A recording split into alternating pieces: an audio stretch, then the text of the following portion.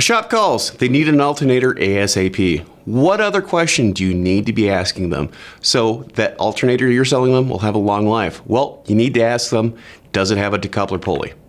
We're going to find out why next.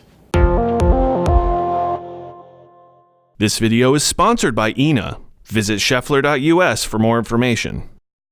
When you're looking at parts these days, you're seeing a lot more 4-cylinders out there.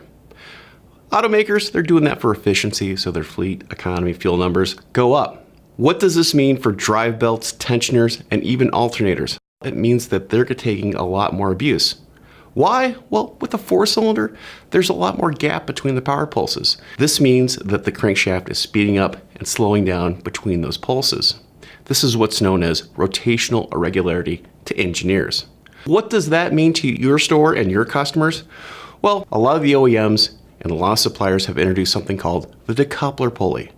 This decouples the alternator mass from the drive belt system, and it also absorbs a lot of these rotational irregularities that come from the crankshaft. It's a wear item in a way.